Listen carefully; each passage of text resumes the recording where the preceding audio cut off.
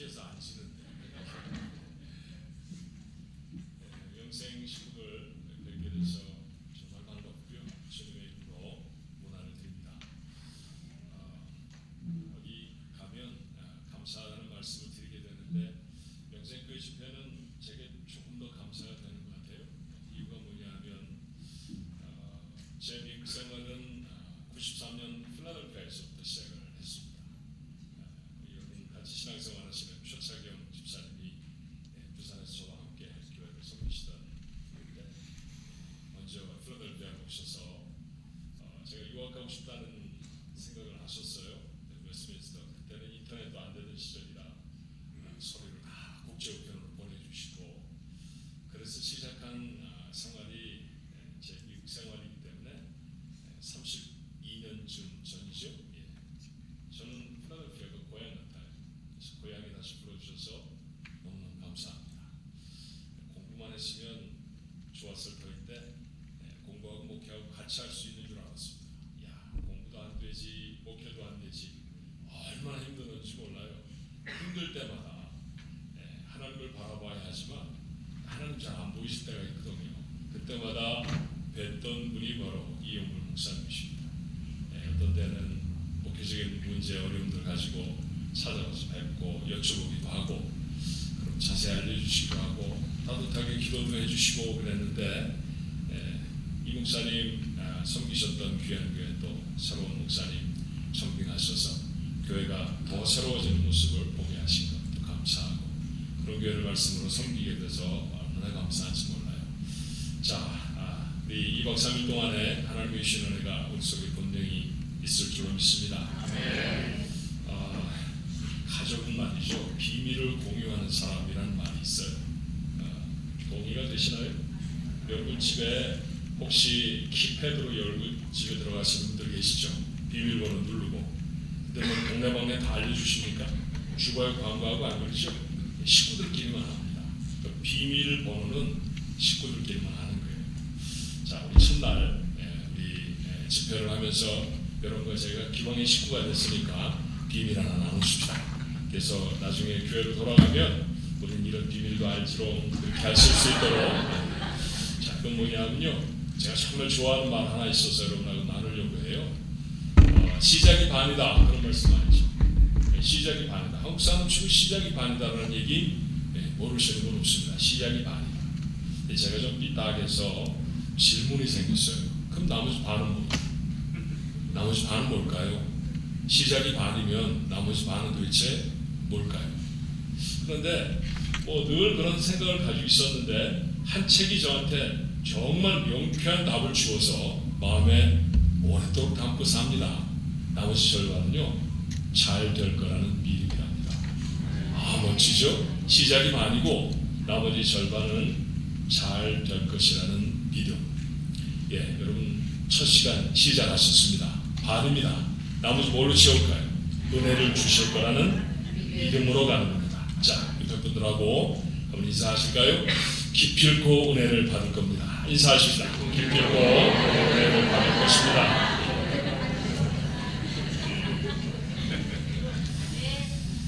이까지 사람은 다 어렵다고 해요. 요즘 그런 시절을 삽니다. 전 세계적으로 이렇게 전쟁이 많았을 때가 있었나 싶지 않을 정도로 전쟁이 많고요. 무슨 전쟁인지 영화인지 모르게 중계방송 보아가면서 전쟁하는 모습을 봐요. 적폭탄에 얼마나 많은 사람이 죽겠나 싶으면 가슴이 메어집니다. 그런 세상을 살아요. 세계 곳곳에서 여러 재해 그런 소식들이 꼬리에 꼬리를 물죠. 어느 때보다도 빈번한 것 같습니다. 한국에 있는 분들이 혹시 여러분들에게 전화 안 하시나요? 저는 캘리포니아 샌프란시스코에 삽니다. 전화 참 많이 해요. 살기 괜찮냐고. 그렇게 저를 부러워하고 정말 저 때문에 언제 한번 샌프란시스코 가봤으면 좋겠어 그러던 친구들이 친척들이 괜찮아? 그러고 전화를 해요. 왜요? 살기가 어렵다는 얘기를 온 세상이 다 알기 때문입니다. 캘리포니아 정말 어렵습니다. 곳곳마다 데모를 하면 저거 미국 맞나? 저거 남미 아니야? 그렇게 생각이 될 정도로 어려운데 경제적으로도 너무너무 어렵죠. 두고 온 나라에 되어지는 모양 좀 조금 회복되는 것 같아 다행입니다만 여전히 어려운 문제들이 많아서 마음이 아픕니다. 그렇죠? 여러분과 함께 덕담의 이야기, 참 듣고 싶은 얘기, 좋은 이야기 나눌 수도 있었을 거예요. 그런데 왜 하필이면 광야를 들고 섰을까? 듣고 싶은 얘기도 들으면 좋겠습니다만 들어야 할 얘기를 듣는 것이 더 중요하지 않을까요? 우리가 살아가는 시절이 광야라는 것을 부인할 수가 없지 않습니까? 광야를 지나고 있다고 하면 이 광야는 뭔지 또 어떻게 살아야 할 것인지 한 번쯤 깊이 있게 생각해 봐야 하는 건 아닐까요? 기왕에 수양회를 모이셨으니까 말씀 앞에 좀 진지하게 서서 이 광야가 우리에게 주는 의미가 무엇인지를 나누어 볼 수 있으면 좋겠습니다. 성경에는 광야라는 장소가 많이 등장해요. 출애굽한 이스라엘 백성은 광야에서 40년을 살아야 했습니다. 하나님의 마음에 합한 자 다윗이죠. 왕으로 기름 부음을 받고 궁궐로 갔나요? 광야로 내몰리기도 했습니다. 악한 왕과 싸워서 놀라운 승리를 거둔 엘리야 광야로 도망해 숨어야 했습니다. 그런가 하면 예수님이십니다, 하나님의 아들이세요 라고 세상에 외치는 소리가 되어져야 하는 세례 요한, 그는 광야의 소리로 살아야 했습니다. 예수님 자신도 자신의 공생의 시작을 어디서 하셨나요? 광야에서 하셨습니다. 그럼 광야는 어떤 곳일까요? 펜실베니아 사시는 분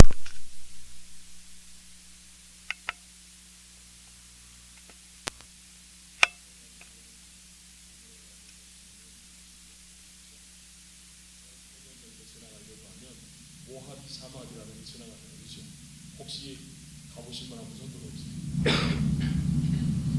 부끄러워서 안 되시는 건지 아니면 형편이 광야를 지나고 계십니까? 그런 곳입니다. 황량한 곳이에요. 정말 사람이 살기가 어려운 땅, 그곳이 광야죠. 물도 먹을 것도 얻기가 쉽지 않습니다. 너무 덥고 너무 추워요. 쉬기에도 일하기에도 적당한 땅이 아닙니다. 고통스럽고 괴로운 땅.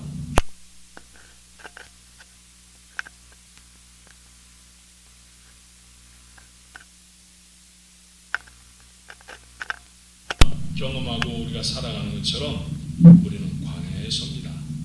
광야 하나를 겨우 넘었는데 얼마 못 가서 또 다른 광야에 들어서죠. 그게 인생입니다. 그렇다고 하면 이 광야를 어떻게 지나가야 할까요? 오늘 본문의 말씀은 욥의 탄식이에요. 그는 얼마 전까지 남 부러울 것이 없는 인생이었습니다. 자, 어떤 인생이었는지 욥기 1장 3절 이렇게 우리에게 소개합니다.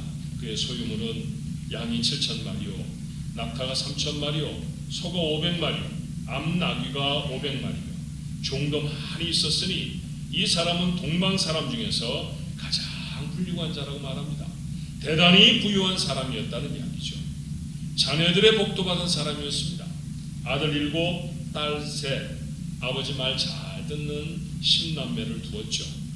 그런데 무엇보다도 하나님과의 관계에서 그는 복된 사람이었어요.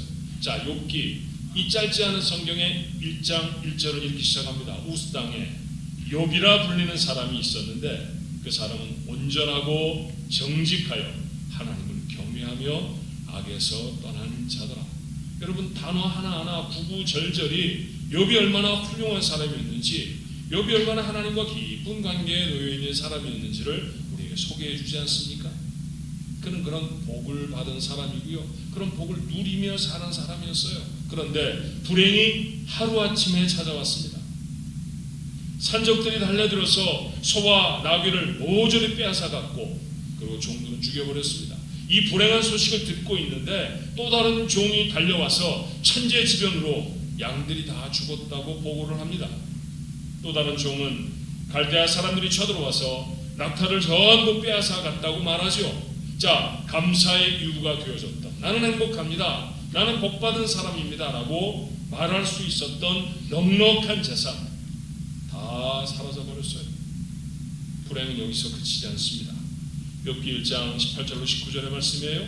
그가 아직 말하는 동안에 또 한 사람이 와서 아뢰되 주인의 자녀들이 그들의 아들의 집에서 음식을 먹으며 포도주를 마시는데 거친 들에서 큰 바람이 와서 집 내 모퉁이를 치매 그 청년들 위에 무너짐으로 그들이 죽었나이다. 나만 홀로 피하였으므로 주인께 아뢰러 왔나이다. 전하는 소식이 억장이 무너지는 소식이에요. 자네들이 몰살했다는 것 아닙니까? 하나 둘만 상해도 마음에 얼마나 큰 상처를 갖게 될까요? 그런데 그의 소생이 모두 다 죽어버렸습니다. 너무나 괴로웠기 때문일까요? 그의 몸에 병이 찾아왔습니다. 욥기 2장 8절의 말씀을 보니 욥이 제 가운데 앉아서 질그릇 조각을 가져다가 몸을 긁었다고 했죠. 병들어 만신창이가 된 몸입니다. 그 몸 옆에서 그를 바라보기가 괴로웠을까요? 사랑하던 아내, 삶을 함께 나누던 아내도 곁을 떠나버립니다. 욥, 광야에 들어선 것입니다. 우리도 그렇게 갑작스럽게 광야에 들어설 때가 있어요. 건강 하나는 자신했는데 갑작스레 어려운 병을 진단받은 사람 있잖아요. 종종 한국 간다는 소식 제게 전합니다. 목사님, 한국 다녀오겠습니다. 왜 가시는데요? 친척도 만나고 정기검진도 좀 하러 갔다 오겠습니다. 그렇게 몇 번쯤 보냈다가 돌아와서 전하는 소식이 검사를 했는데 몸에 뭐가 있답니다. 그리고 수술을 받게 되어지고 그리고 치료의 긴 과정을 경험하는 사람들이 한둘이 아닙니다. 그래서 요즘은 한국에 검사로 나간다고 하면 괜히 제가 가슴이 철렁해요. 저 또 무슨 소식을 가져오려나 그런 생각이 듭니다. 여러분 어떠세요? 살아가시면 혹시 그런 소식을 들어본 적 없습니까? 약 나 별로 먹지 않습니다. 나 건강해요. 그런데 어느 날 청천벽력처럼 찾아온 암입니다. 얼마 못 견디겠습니다. 굉장히 오래됐습니다. 치료가 어려운 병입니다. 이런 얘기를 듣게 되면 여러분 어떤 마음이 드십니까? 잘 되던 가게가 어려움을 당해서 문을 닫는 경우도 생기잖아요. 가게를 2개를 열고 3개를 열고 인플로이를 수십 명씩 고용하던 사람이 그 연순서대로 하나씩 닫다가 결국 마지막에 파산해버리는 경우를 팬데믹을 지나면서 참 많이 경험하게 되었습니다. 오늘 우리 장로님 간절히 기도하셨는데 남편 혹 아내와 더 이상은 인생을 함께 할 수 없을 것 같은 생각이 들기도 하지 않습니까? 저 사람 내 남편 만나, 저 사람 내 아내 만나, 내 남은 인생을 과연 저 사람하고 같이 해도 괜찮겠나 그런 생각이 드는 가정들도 있죠.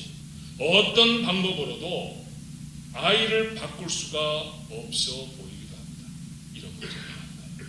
예상하지 못했던 문제가 벌떡 일어나서 밤에 잠을 이룰 수가 없습니다. 혹 제가 이야기한 이런 이야기들이 여러분의 이야기는 아닙니까? 광야에 들어서는 것이죠. 광야에 들어서면 당연히 기도합니다. 어려운데 어떻게 기도하지 않을 수가 있겠어요? 나가지 않던 새벽 예배를 나가기도 하고 그리고 금요일날 철야 기도를 누구보다도 늦게까지 자리를 남아서 하나님 앞에 간절히 기도합니다. 그런데 말이에요. 광야의 기도는 좀 다릅니다. 기도만 하면 하나님이 답을 주셨었거든요. 그런데 하나님이 침묵하십니다. 아무 말씀도 하지 않으세요. 아무리 기도를 해도 한 달을 기도를 하고 2달을 기도를 해도 길을 찾을 수가 없습니다. 저는 성경을 몇 절만 읽어도 어떻게 해야 할지 방법을 알았었습니다. 그런데 이번에도 그렇게 성경을 읽으면 하나님이 길을 주시겠지 마음을 집중해서 하나님의 말씀을 엽니다. 그런데 말이죠. 광야에 들어섰을 때는 성경을 열어도 길이 잘 보이지를 않습니다. 눈이 자꾸만 같은 절만 반복해 더듬죠. 고통스러운 탄식이 심장에서 쏟아져 나옵니다. 하나님 도대체 어디 계십니까? 하나님 왜 갑자기 아무 말씀도 안 하시는 겁니까? 오늘 본문이 그런 욥의 탄식이죠. 다시 제가 읽어볼까요? 욥기 23장 8절로 9절의 말씀이었어요. 내가 앞으로 가도 그가 아니 계시고 뒤로 가도 보이지 아니하노. 그가 왼쪽에서 일하시나 내가 만날 수 없고 그가 오른쪽으로 돌이키시나 배울 수 없구나. 그것은 욥의 외침입니다. 여러분의 외침은 보기 좋지 않습니까? 길을 지금도 척척 발견하고 사십니까? 가슴이 무너지는 것 같은, 가슴에 버럭 멍이 드는 것 같은, 아니 꼭 거기까지는 아니더라도 옛날에 가졌던 기쁨과 즐거움이 지금은 거의 마음에 찾아오지 아니한, 혹시 그런 시간을 지나고 계신 거 아닙니까? 정말 많은 사람들이 그런 삶 속에 지나갑니다. 광야에 들어선 인생들이죠. 어떻게 하면 이분들을 격려할 수 있을까요? 어떻게 하면 이분들을 하나님 앞에 다시 세워낼 수 있을까요? 이런 말로 좀 시작을 해봤으면 좋겠습니다. 광야를 지나갔던 사람들을 생각해 보십시오. 이스라엘 백성들이 광야를 지나갔습니다. 모세와 다윗이 광야에 섰고 광야를 지나갑니다. 엘리야도 세례 요한도 광야의 사람들이었습니다. 그리고 지금 우리가 나누고 있는 요 광야에 섰죠. 이 사람들 하나님의 사람 아닙니까? 하나님의 사람들입니다. 하나님 사랑 안 하는 사람들이었나요? 하나님 사랑하는 사람들이었고 그들도 하나님을 깊이 사랑하는 사람들이었습니다. 그런데 광야에 서 있습니다. 아니, 광야에 서야 했습니다. 그렇게 하나님의 사람들은 때때로 광야를 지납니다. 지나가야만 합니다. 하나님이 사랑하시는 사람들인데도 광야를 피할 수 없다고 하면 그 광야에 하나님의 뜻이 있지 않겠습니까? 오늘부터 몇 차례에 걸쳐서 나누려고 하는, 제가 수없이 반복해 말하는 광야라고 하는 말, 그 속에서 하나님의 뜻을 찾는 것입니다. 자, 우선 우리가 지나가야 하는 광야부터 한번 이해를 해볼까요? 이렇게 얘기를 하면 여러분이 아실지 모르겠는데 너무 집중하시는 것 같아서. 근데 교회와 다르게 저는 밝아요. 제 서 있는 이 강단은 밝습니까? 근데 여러분은 컴컴해서 이걸 왜 이렇게 해놨는지 모르겠는데 하여튼 여러분이 잘 안 보여요. 이 교회하고 좀 다르네요. 그래서 나를 보고 있는지 눈을 감고 계시는지. 사실은 올라오기 전에 좀 걱정을 했습니다. 찬양팀이 찬양하라는데 녹색 불도 켜지고 파란색 불도 켜지고 그래서 빌리그레암 목사님을 쓰셔야 할 자를 내가 설교를 아닌가, 혹시 내가 설교하는 동안에도 또 구린색 이 불을 켜주는 거 아닌가, 지금 그런 불은 켜지 않고 있죠. 자, 한번 따라해 보십시다. 광야는 띵킹 체어가 아니다. 띵킹 체어 아세요? 오래전에 공부할 때 또 작은 교회 목회할 때 아내가 저를 도왔습니다. 유아원이라는 거 하면서 아내가 저를 도왔어요. 아이들 모아서 돌보는 그런 일이죠. 그런데 정말 개구장입니다. 말 안 들어요. 근데 이 아이들이 한두 주시라면 질서가 다 잡힙니다. 근데 질서를 어떻게 잡나 가만히 보았더니 흔히 하는 방법 중에 하나가 뭐냐 하면, 아이들이 뭘 잘못하면요, 저 구석에다 조그만 의자를 하나 앉혀놓고 갖다 놓고 그 의자에 아이를 앉힙니다. 그 아이를 그 의자에 앉혀놓으면서 선생님들이 꼭 이렇게 말합니다. 뭘 잘못했는지 생각해봐. 그렇죠? 그래서 그 의자에는요, 아이들의 연령과는 별로 어울리지 않는 철학적인 이름이 붙어 있어요. 생각하는 의자. 이게 얼마나 철학적이고 심오한 의자입니까? 근데 그 의자에 좀 앉으면 애들이 달라지더라니까요. 교회에도 띵킹 체어를 하나 만들어 놓을까? 이 교회가 건강한 교회인가 아닌가 보려고 하면 띵킹 체어 개수를 세면 단박에 알 수 있도록 좀 띵킹 체어를 세우면 어떨까? 광야에 들어서면 섬뜩하게 드는 생각이 있죠. 어려운 일이 여러분 경험하면, 갑작스러운 질병을 통보를 받거나 갑작스럽게 가족 간의 어려움이 생기거나 재물을 잃어버리거나 하면 여러분 속에 생각이 듭니다. 내가 잘못했나? 내가 무슨 일로 하나님을 화나게 하신 걸까? 그런 생각이 들어요. 광야에 들어서는 사람들이 가장 빠지기 쉬운 실수 중에 하나입니다. 그렇지만 여러분 생각해 보십시오. 요셉 아시죠? 요셉, 야곱의 사랑하는 아들인 요셉, 무슨 잘못을 해서 종살이라고 하는 광야에 들어섭니까? 그 잘못한 게 하나도 없었어요. 다윗이 광야에 들어간 것은 벌을 받기 위함이 아니었습니다.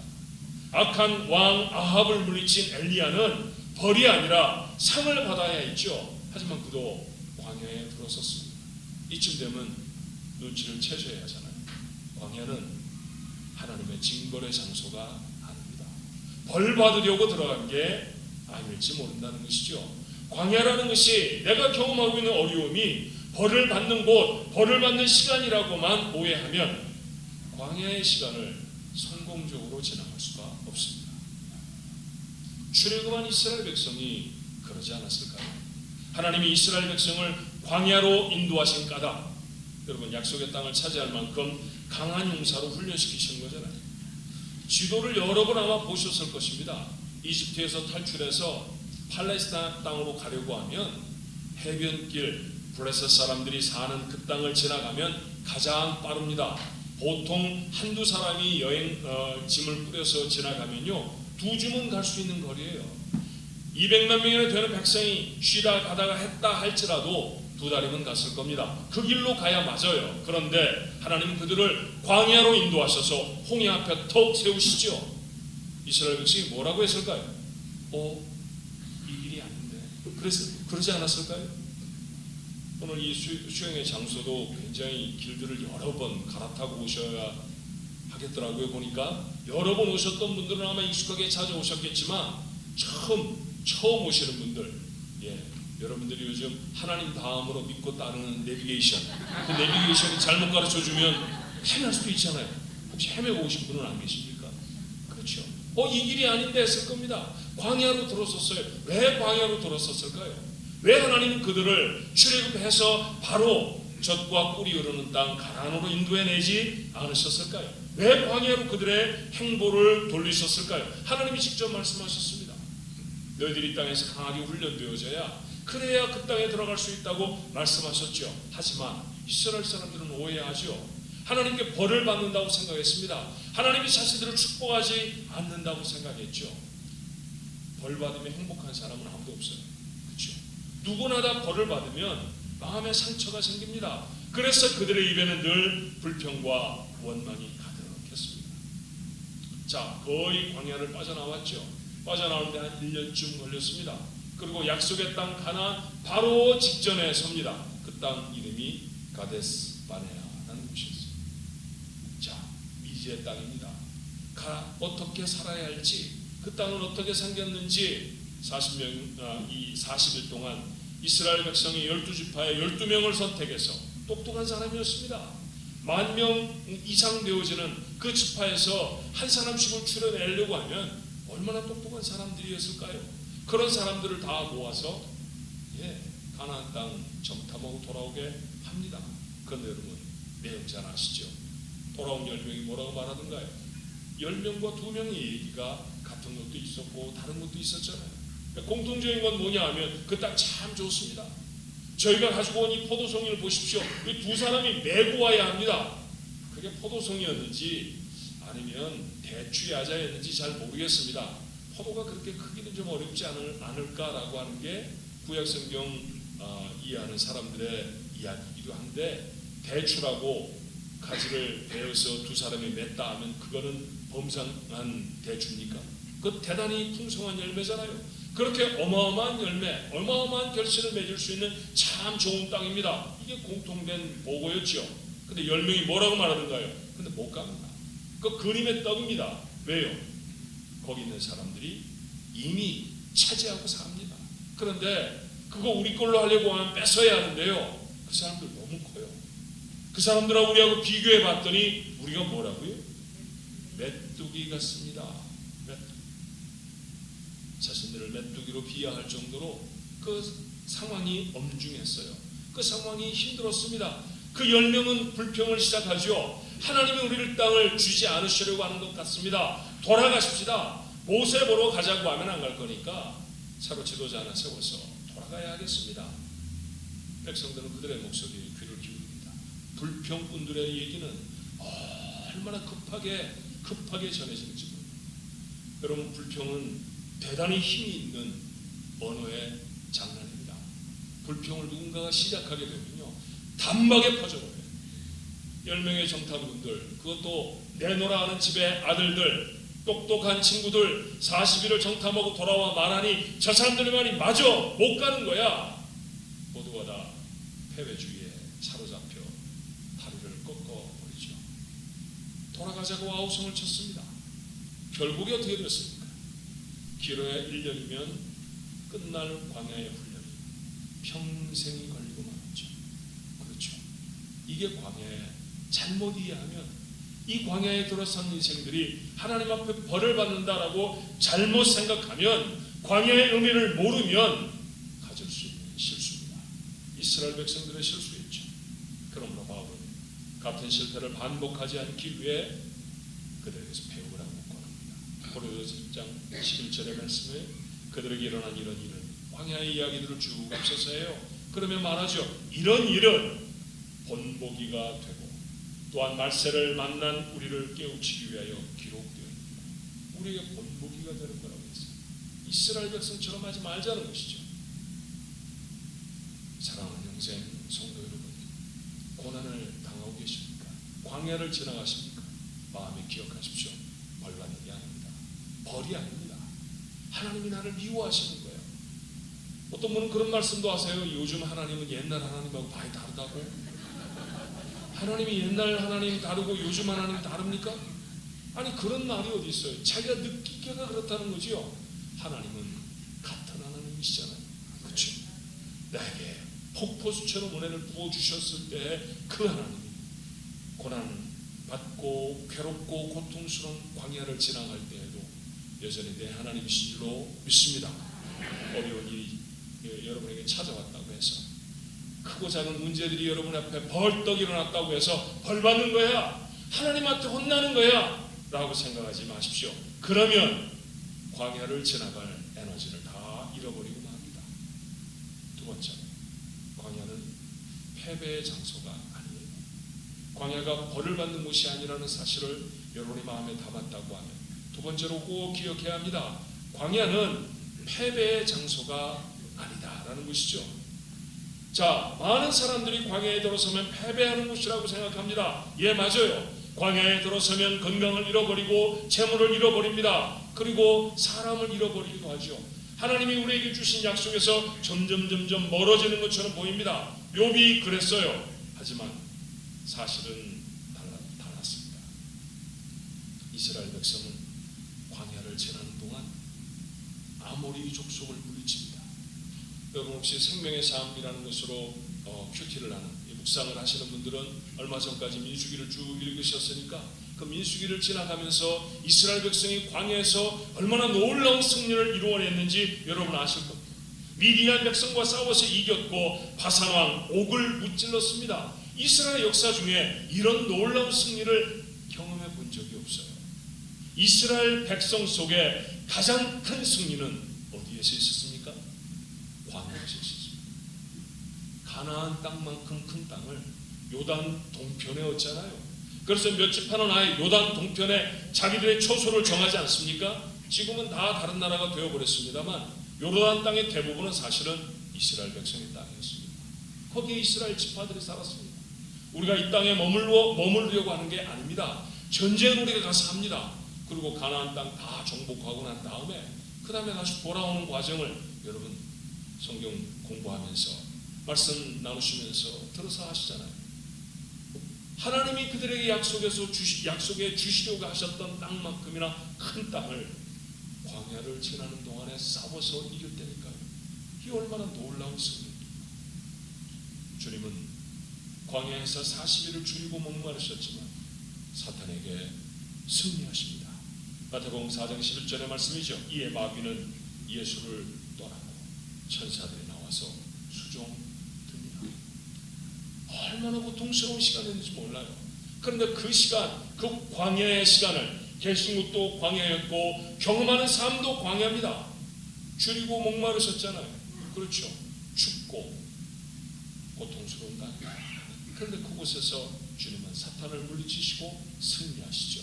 나는 사탄에게 진 첫 번째 아담이 아니라는 사실을 그렇게 우리에게 선언하시고 보여주신 놀라운 사건이었습니다. 광야는 패배의 장소가 아닙니다. 사랑하는 성도 여러분, 그런 질에 겁을 먹고 도망하거나 원망하거나 불평하지 않아야 합니다. 광야를 들어서면요, 이스라엘 백성이 했던 것처럼 불평과 원망이 터져나옵니다. 내가 저 인간만 안 만났으면 이렇게 안 살 터인데 이 얘기를 도대체 몇 년 동안 하셔야 할까요? 얼마나 더 하실까요? 아예 결혼할 때는 결혼 서약서에 썼으면 좋겠어요. 나는 당신을 만나 후회했습니다라는 얘기를 평생토록 딱 3번만 할 겁니다. 뭐 이런 거. 한 번도 하지 말라고 하면 또 지키지도 않을 테니까 말이죠. 사람은 원망을 합니다. 내가 그 친구를 안 만났으면, 내가 그런 일을 안 했으면, 내가 교회를 안 다녔으면, 내가 믿음의 생활을 살지 않았으면, 그런 이야기를 하는 사람들까지 있어요. 그렇지 않습니다. 광야는 원망하고 불평하고 실패하게 하는 장소가 아니라 하나님이 예비하신 또 다른 종류의 승리를 맛보게 되는 땅임을 기억하게 되기를 주님의 이름으로 축원합니다. 우리는 광야에서 전에는 한 번도 경험해보지 못했던 승리를 경험할 수 있습니다. 그러나 광야를 지나가면서 여러분 괴로워하지 마십시오. 인생의 다른 곳에서는 경험할 수 없었던 승리를 경험하게 될 줄 믿습니다. 감기 정도 이기고 감격하는 게 아닙니다. 의사가 모두 다 고개를 젓는데 살아나는 것입니다. 이게 승리잖아요. 감기에 나왔습니다라고. 우리 교회는 감기 나왔다고 이 감사헌금 하는 사람 없습니다. 영생교회는 있나요? 그런데 수술하고 나서 나오면 감사하다는 헌금합니다. 평생 그렇게 삽니다.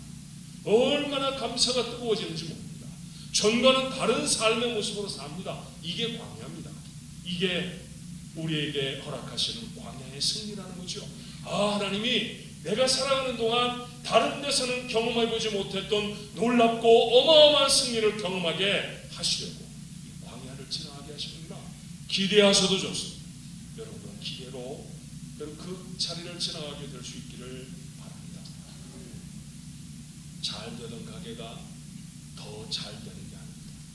아예 망해버린 기업이 살아나는 거예요. 그렇게 살아나는 것입니다. 여러분 교회에 모였을 때도 많은 교회들이 그런 얘기를 합니다. 제가 총회장 1년을 지나면서 여러 교회들의 어려움들을 들었습니다. 저희 교회도 사실 그런 이야기를 합니다. 이민을 더 이상 안 오잖아요. 교회 다니던 사람들이 자꾸 나이가 많아져서 젊은 사람들이 없습니다. 젊은 사람들이 없습니다. 여러분 그런 얘기 하고 있는 것 같아요. 가보니까 이 조명을 밝게 해주셔서 제가 여러분 얼굴이 비로소 보이는데 저건 내가 했던 얘기인데 그래요. 그 얘기를 누가 하시느냐 하면 연세가 좀 있으신 분들이 합니다. 연세가 있으시면 별 볼일 없는 인생들입니까? 아니잖아요. 연세가 있으면 있으신 대로 젊은이들은 젊은이대로 솔직히 이 담임 목사 돼서 교회를 섬기면서 보면 교회 충성하고 교회 헌금하고 교회 무슨 일 하자고 하면 앞서서 나가는 분들 젊은 사람들 아닙니다. 연세 있으신 분들이 하시더라고요. 연세 있으신 분들은 충성돼요. 귀하다고 하면 그분들이 더 귀할 수 있습니다. 그런데 이민을 오지 않고 젊은 아이들이 자꾸 떠나가고 저희 샌프란시스코 같은 곳에서는요 이제는 회사에 출근하지 않아도 돼. 너희들 집에서 다 일해. 이 재택근무라는 게 아주 보편화되었었습니다. 팬데믹 지나가면서 젊은 아이들이 150만 불 정도 돈 주고 집을 사면 방 3개에 코딱지만한 화장실 2개예요. 그런데 그 돈의 3분의 1만 주고 텍사스 가서 집을 사면 집이 얼마나 크냐. 방이 6개, 7개 되고요. 화장실에 풀장에 다 해도 50만 불도 돈이 되지 않습니다. 전부 다 이사를 가는 거예요. 전부 다. 샌프란시스코에 젊은 아이들 없습니다. 교회들마다 통통 젊은 아이들이 비어나가죠. 그러니 불평이 생겨지고 걱정과 근심이 생겨질 것입니다. 출석률이 점점 떨어지고 교회에 출석하는 사람이 줄어들고 자꾸 현업에서 은퇴하면 헌금도 줄어듭니다. 전에는 우리가 재정이 넉넉해서 이런 일도 하고 저런 일도 했는데 우리가 좀 약해. 여러분 그렇습니까? 여러분 정말 그래요? 저는 이렇게 생각이 들더라고요. 하나님이 교회를 막 정리를 하시는구나. 그렇죠? 옥석을 고르고 계시는 것 같아요. 옥석, 보석하고 돌멩이하고. 하나님 그렇게 말씀하시는 거 혹시 아닐까요? 믿는 척 했던 사람들은 다 집에 가라. 믿는 사람만 모여라. 그런 척 하면서 드리는 예배 내가 신물이 난다. 다 돌아가라. 정말 예배하는 사람만 이 자리에 남아라. 정말 교회를 위해 충성할 사람, 정말 자신의 인생을 믿음을 위해 바칠 수 있는 사람, 그 사람만 서라. 하나님이 그렇게 돌 골라내고 계시는 건 아닐까요? 그런데 자꾸 돌덩이들을 가지고 오면 어떻게 해요? 여기서 돌 가져오고 저기서 돌 가져와서 목사한테 짐을 줍니다. 목사님, 이 돌을 잘 책임지십시오. 그 내버려둬도 절대 보석이 안 돼요. 돌 돼요, 돌.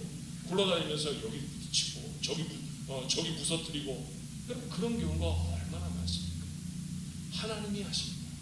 여러분, 왜 섣불리 하나님이 끝이라고 말씀 안 하시는데 우리가 실패했다고 하고 우리가 잃어버렸다고 하고 우리가 다 되었다고 말합니까? 절대 그렇지 않습니다. 사실은 교회의 위기는 팬데믹 이후에 우리가 경험하는 것보다 더 심각하게 경험했을 때가 있었어요.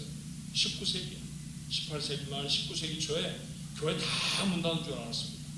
그때 계몽주의라고 하는 철학이 일어나서 그 계몽주의 철학, 제가 강론할 얘기는 아니지만 그 얘기 중에 하나가 뭐냐면요, 이런 불경스러운 얘기예요.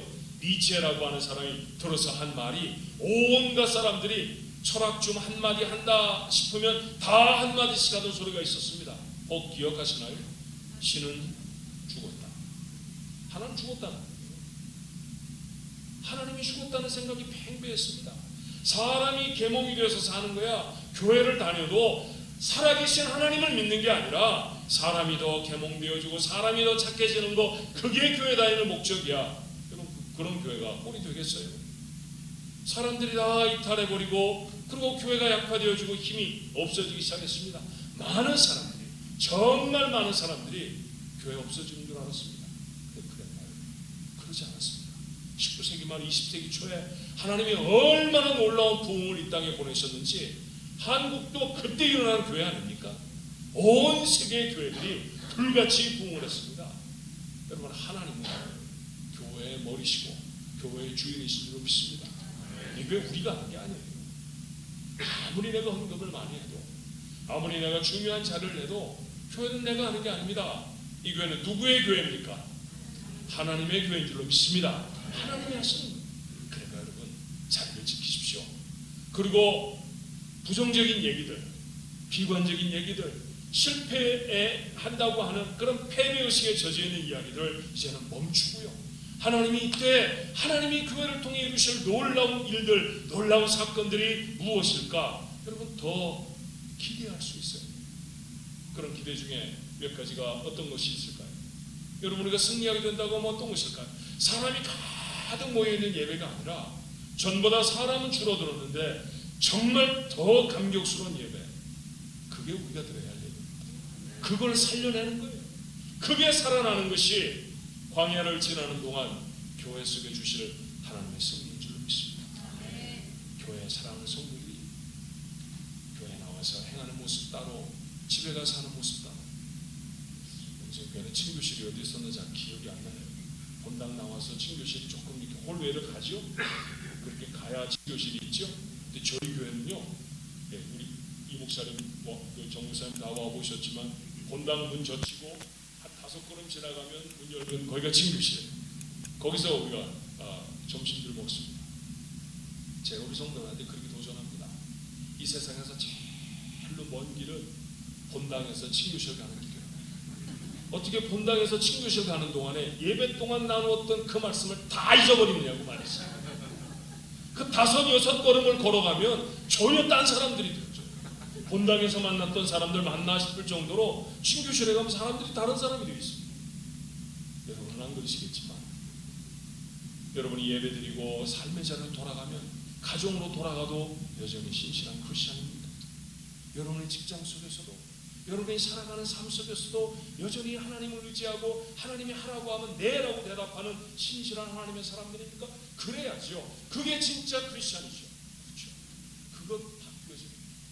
이 광야를 지나가면서 대면하게 믿는다, 그런 표현하면 여러분 이해하시죠? 그런 모습들 다 내려놓고 믿는 것도 아니고 안 믿는 것도 아닌 그런 모습 말고 진짜 믿는 사람으로 바뀌어지는 놀라운 승리가 광야를 지나가는 교회 가운데 일어나게 됩니다. 주님의 이름으로 축원합니다. 광야가 아니면 경험할 수 없는 승리를 기대하십시오. 이것이 광야에 들어선 사람들이 가져야 하는 소망입니다. 세 번째로, 광야는 성숙의 장소입니다. 18개월짜리 아이에게 밥을 먹이는 거 정말 어려운 18개월. 그렇죠? 한 살하고 반년 더 산 아이 말입니다. 식탁이 난장판이 되잖아요. 밥알은 사방으로 튀고 국은 바닥에 쏟아집니다.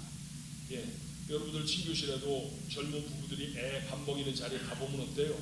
엉망진창 아닙니까? 바닥에 뭐 별게 다 떨어져 있잖아요. 아이 입에서 튀어나오는 음식이 옆에 앉은 사람 실크 브라우스로 막 날아갑니다. 이걸 어떻게 해결해 줄까요? 당장 아이의 숟가락을 뺏어서 내가 좀 떠먹여 주고 싶습니다. 아이도 간절히 그렇게 바래요. 근데 여러분, 그렇게 하면 아이는 스스로 밥을 떠먹는 방법을 배우지 못할 정도입니다. 이것을 아는 엄마 아빠가 얼굴에 철판을 깔고 주먹을 콕 쥐고 이를 악물고 참지요. 아이가 18살이 되도록 밥을 떠먹여 줄 수는 없으니까 지금 그 복잡하고 지금 그 괴롭고 지금 그 불편한 상황을 꼭 참아내는 거죠. 하나님도 그러시지 않을까요? 여러분 한번 추억해 보십시오. 처음 우리가 예수를 믿으며 주님을 내 구주로 섬기면요, 모든 일이 잘 됩니다. 만사형통이 이런 거구나, 그렇게 생각하는 때가 있었어요. 하나님이 우리가 부르기만 하면, 마치 아이가 울면 엄마가 만사를 제쳐놓고 아이에게 달려가듯이 내가 기도만 하면 하나님이 척척해 주셨습니다. 아멘입니까? 아, 몇 사람밖에 안 계시구나. 하나님은 처음부터 여러분에게는 대면하셨나봐요. 하나님 그렇게 하셨습니다. 무엇이든지 응답해 주셨어요. 문제가 생기지 않도록요, 인생의 편안한 길로 우리를 잘 인도해 주셨죠. 그런데 그렇게 시간이 좀 지났습니다.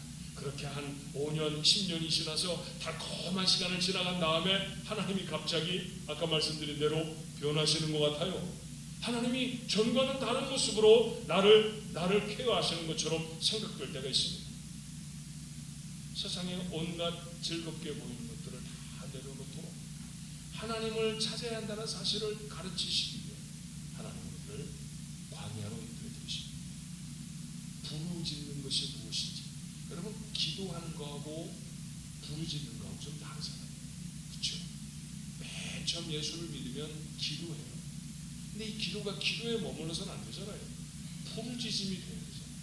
이 부르짖음은 광야 지나가지 않으면 죽었다 깨어나도 못합니다. 그래서 하나님이 기도하면 주시고 싶은데 참으시는 것 같아요. 주시고 싶은데, 얼마든지 더 주시고 싶은데 하나님이 참으십니다. 왜요? 부르짖음이 무엇인가를 알아야 인생을 해결하기 때문이죠. 우리에게 방법이 없어요. 하나님의 방법을 찾아요. 우리에게 방법이 있으면 늘 우리 방법대로 하지 않습니까? 우리가 아무것도 할 수 없을 때 그때 하나님 하잖아요. 그렇죠? 여러분, 유명한 재미있는 얘기 아시잖아요. 어떤 나그네가 산길을 가다가 굴러 떨어졌다죠. 그런데 요행 나뭇가지 하나 붙잡았다는 거 아니에요. 자, 나뭇가지를 붙잡고 보니까 밑은 천길 낭떠러진데 정말 죽게 생겼습니다. 그래서 하나님 앞에 기도합니다. 내가 옛날에 주일학교 다닐 때 하나님 잘 믿겠다고 그랬는데 요즘 교회도 안 다니고 11조는 다 떼먹고 하늘의 주 땅의 주 섬기느라고, 땅의 주도 아시죠? 뭔지 뭐 참이슬 뭐 이런 거 말이에요. 그런 주를 섬기느라고 내가 정신이 홀딱 빠져 있어서 그렇게 막 회개를 눈물을 흘리며 합니다. 하나님 한 번만 제게 더 기회를 주셔서 살려주세요. 그랬더니 기도 응답을 해주셨어요. 하나님 하늘에 소리가 나서 말씀합니다. 너 정말 예수 잘 믿을래? 나 잘 믿고 따를래? 네 하나님, 제가 절대로 하나님을 버리지 않겠습니다. 이제 하나님 말씀이라고 하면 무엇이든지 듣겠습니다. 그랬더니 하나님 침묵하시다가 이렇게 말씀하십니다. 그러면 손을 놔라. 이걸 놓으라고요? 이거 하나 붙잡고 있는데 이거 하나님 밑에 보니까 천길 낭떠러지예요. 이거 놓으라고요? 그 너 나 믿는다고 했잖아. 그러니까 날 믿으면 손을 놔. 깊이 묵상을 하더니 이 사람이 이렇게 얘기했다는 거 아니에요. 거기 하나님 말고 다른 분은 안 계십니다. 여러분, 아는 척하지 마십시다. 저 목사입니다. 목사로 40년 살았습니다. 그런데 목사인 저도 보면 제게 방법이 없어요. 기도가 간절했습니다. 정말 부르짖는 기도, 눈에서 뜨거운 눈물이 쏟아지는 기도는 내게 방법이 없어요. 방법이 있고 내가 이렇게 하면 될 것 같은 생각이 드는데 기도가 절실하지 않아요. 하나님이 광야에 세우십니다. 나밖에 길이 없다. 그렇죠? 주님이 우리에게 말씀하시잖아요. 내가 길이요 진리요. 영어 성경을 읽는 분들은 아시죠? 그 길이요 할 때 I'm a way가 아니에요. I'm the way. 하나밖에 없는 길. 그 길 말고 다른 길은 없는 길이에요.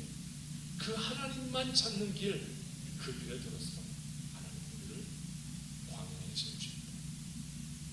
구원을 받고도 하나님이 뭐라고 하시는 말씀에 복종이 되질 않죠. 그 복종을 못하는 우리의 고집을 꺾어내시기 위해 하나님 광야에 세우십니다. 광야에 서서 고집 부리는 사람 많잖아요. 광야에 서면 고집이 다 풀어져 있죠. 그렇게 변화되어지고 그렇게 성숙된 자리에 거룩함의 꽃이 피는 거예요.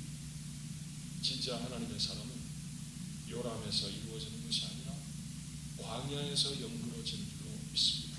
그래서 광야는 우리 인생에 꼭 필요한 좋은 곳이기도 합니다. 아니 광야가 좋다고요? 그건 무슨 소리입니까? 성경에 그런 말씀이 있어요. 야고보는 우리에게 이렇게 가르치죠. 야고보 1장 2절 4절의 말씀에 대해 형제들아 너희가 여러 가지 시험을 만나거든 광야에 있다는 얘기잖아요. 온전히 뭐하라고요? 기쁘게 여기라. 거기가 기쁨의 장소라는 거예요.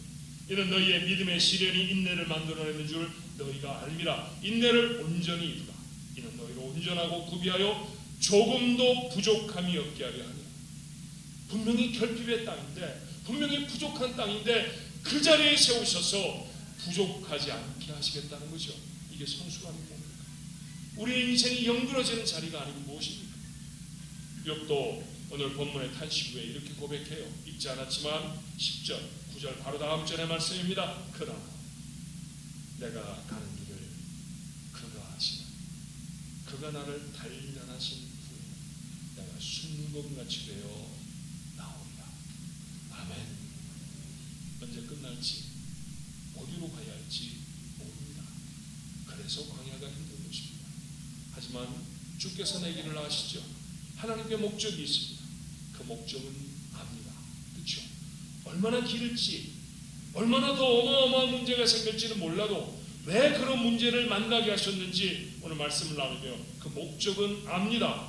불순물 없는 순도 100%의 하나님의 사람으로 만들어 내시는 거죠. 과정이 힘듭니다. 하나님의 이 목적을 알면 기뻐할 수 있습니다.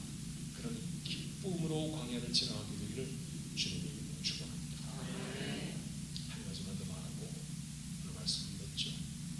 광야를 지나갈 때 여러분의 삶이 만약 광야에 있다고 느껴지면 이때는 돈벌이에 관심 가지 말아야 됩니다.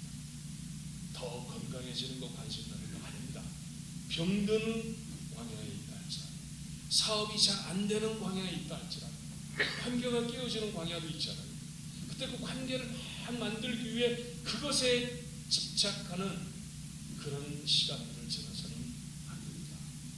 아, 광야에 섰구나 그렇게 생각이 되시면 한 가지만 해야 합니다. 그 하나, 하나님을 찾는 겁니다. 하나님을 찾는 겁니다. 가난해도 하나님을 찾고요. 병들어도 하나님을 찾고 내가 사랑하는 사람들이 내 곁을 떠날 것 같아도 하나님을 찾고 내가 사랑하는 사람을 잃어버릴 것 같아도 하나님을 찾고 내게 해결할 수 없는 그런 문제가 닥쳐와도 하나님을 찾는 것입니다. 광야를 지나는 동안에 전에 내가 바라던 것 예컨대 축복이라든지 풍요라든지 형통이라든지 이런 거 바라지 않아요. 광야에서는 그런 것들 없을 수 없거든요. 집중해서 찾아야 할 것 하나님입니다. 여성이 이 땅을 살아가는 동안 가장 큰 고통과 어려움은 출산입니다. 결혼한 거라고 얘기하고 싶은 분들이 계십니다. 목사님, 시집관계 제 인생 최악의 실수였어요. 아니, 그 실수 안 했는데, 그 실수 안 했는데 광야를 만나신 거예요. 남편이라는 광야를 잘 연그러지실 줄로 믿습니다. 남편들은 뭐 입이 없어 얘기하는 것 같아요. 손뼉이 하나만 한다고 쳐집니까 이게? 남편들 다 속에 끙끙 알아요. 남자라 말을 안 해서 그렇지. 네. 남편들도 다 아내라는 광야를 많이 모시고 살면서 지금 지나가고 있습니다. 잘 지나가면 영들게 하실 거예요. 근데 어떻든 여인들이 살아가면서 여인의 삶을 이렇게 보면 가장 어려운 거는 출산인 거예요. 그렇죠? 얼마나 고통스럽고 얼마나 괴로운지 몰라요. 자, 교회에서 젊은 부부들이 아이를 가졌다고 하고 점점 배가 불러오고 힘들고 어렵게 지나가는 것을 봅니다. 입도 타기도 하고요. 걸어다니는 것도 띠뚱띠뚱 그렇게 걸어다니면서 안쓰럽기도 하고 그러다가 이제 출산을 하잖아요. 그럼 이제 만나서 우리 권사님들이 가기도 하고 제가 가기도 하고 그럼 신방을 해서 기도를 해주면 예의 없이 안 힘들었지. 그러면요 많은 젊은 엄마들이 그런 말을 합니다. 목사님 이제 엄마를 좀 알 것 같아요. 이제 엄마를 좀 알 것 같아요. 이 말을 듣는데 제 마음에 찡하고 감동이 돼요. 엄마를 알면 엄마의 마음을 그렇게 알면 엄마하고 관계가 달라집니다. 엄마가 있었죠. 그렇지만 자기가 엄마가 되면서 자신도 진짜 엄마를 찾는 거죠. 그래요. 광야를 지나가면서 하나님을 찾아야 합니다. 하나님이 아니 계신 것 같아도 하나님은 반드시 계시죠. 야곱이 루스 광야를 지날 때 그가 혼자인 줄 알지 않았습니까? 그런데 한 곳에 이르러 돌로 베개를 삼고 잠을 청합니다. 아무것도 가지고 있지 못했다는 얘기잖아요. 돌멩이 베고 잤다라고 하는 거. 우리는 아무리 어려워도 돌 베고 자진 않아요. 입 돌아갈까봐. 그렇잖아요. 성경책 같은 거 비고 자지 다른 거 비고 안 잡니다. 근데 요즘 성경책이 종이질이 너무 좋아져가지고 베개하기엔 너무 얇아졌어요. 세상에. 그리고 좀 이제 요즘 목사들은 또 이런 아이패드 같은 이거 딱딱해서 못 비고 잡니다. 이거 옛날 성경이 참 좋았어요. 도톰하게 된 성경. 근데 야곱이 왜 돌로 베개를 하고 자더라? 성경이 왜 그렇게 쓰고 있는지 여러분 아셔야 돼요. 왜 그렇게 썼을까요? 야곱의 베개에다가 관심을 갖는 게 아닙니다. 그럼 무슨 얘기냐 하면 너희들도 돌 베고 잠은 안 자지. 야곱은 돌을 베고 잘 수밖에 없었어. 옷보따리 하나가 없었다니까. 그런 말씀이에요. 아무것도 없었어요. 야곱이 아무것도 없었다는 얘기를 성경 아주 구수하게 우리에게 뭐라고 표현합니까? 야곱이 돌로 베개를 하고 잤다. 그렇게 표현하는 거예요. 아무것도 없었습니다. 근데 그 아무것도 없었던 자가 꿈을 꾸잖아요. 사닥다리가 걸립니다. 땅에는 자기가 있고요. 빌털털이 자신이죠. 꼭대기를 보니까 하나님이 계신 거예요. 모든 것을 다 가지고 계신 하나님. 그 하나님하고 자기하고 턱 연결이 됐는데 천사가 오르락 내리락 합니다. 얼마나 귀한 꿈이에요. 깨어나서 뭐라고 말하던가. 여호와께서 과연 여기 계시거늘 내가 알지 못하였더라. 광야를 지나가는 동안 몰랐어요. 하나님과 함께하는 줄 몰랐습니다. 그런데 하나님 함께 하십니다. 여러분에게도 마찬가지이신 줄로 믿습니다. 여러분이 병들어 있어도 의사가 아무리 엄중한 얘기를 해도 하나님 함께 하십니다. 여러분이 아무리 가난해져도 여러분이 가지고 있는 것들을 잃어버리고 전 같지 않은 사업을 끌어안고 힘들어하도 여러분만 계신 게 아니라 하나님 그 자리에 함께 계십니다. 그 하나님 만나는 거예요. 그 하나님 붙드는 거예요. 그 하나님 경험하는 그게 광야에서 해야 할 가장 중요한 일이라는 사실 여러분 잊지 않아야 합니다. 광야는 벌받는 장소가 아니라고 했죠. 광야는 성숙해 되어지는 장소가 됐습니다. 그렇죠? 광야는 하나님을 찾아야 하는 곳이라고 하는 말씀도 드렸습니다. 여러분 광야에 산다고 하면 이 광야를 깨닫고 그리고 하나님을 깊이 있게 만나는 놀라운 축복이 여러분에게 있으시기를 주님의 이름으로 축원합니다. 값이 좀 나가는 구두인데요. 앨런 에즈먼드라고 하는 구두가 있습니다. 혹시 집에 남자분들 중에 그 구두 가지고 계신 분 한번 손들어 보세요. 앨런 에즈먼드. 이 목사님 안 갖고 계세요? 세상에. 아니 목사님 하나 사드려야죠. 발이 얼마나 편한데. 제가 신고 올 걸 그랬는데 그 신발에 별명이 붙어 있어요. 대통령의 구두. 그 대통령들이 신는 구두예요. 근데 그렇게 어마무시하게 비싸지 않습니다. 그런데 그걸 잘 만들어서 수제로 다 만들어가지고 백악관에 납품하던 그런 구두가 바로 앨런 에즈먼드 구두예요. 잘 찾으면 살 수 있습니다. 그 회사에 어려움이 없었던 게 아니에요. 1984년에 화재로 공장이 다 불타버립니다. 모든 걸 다 잃어버렸어요. 쌓아놓았던 가죽도 신발 본을 뜨는 그 도구도 다 잃어버렸습니다. 광야에 들어선 것이죠. 시리에 빠져있는 직원들을 앉혀놓고 사장이었던 존 스톨레노트가 이렇게 말해요. 여러분, 손을 한번 다 들어보십시오. 왜 손을 들으라는지 잘 몰랐어요. 직원들이 다 손을 들었습니다. 영문도 알지 못한 채 손을 들고 있는 직원들에게 이렇게 말해요. 우리는 쌓아두었던 가죽도, 이미 만들어 놓았던 구두도, 심지어는 건물도 다 잃어버렸습니다. 하지만 앨런 에즈먼드 구두를 만들던 여러분의 손은 잃지 않았습니다. 그리고 그 손을 지키시는 하나님은 절대로 잃어버릴 수가 없습니다. 여러분, 이런 고백을 하는 사장하고 같이 일하면요, 이 회사는 반드시 잘 됩니다.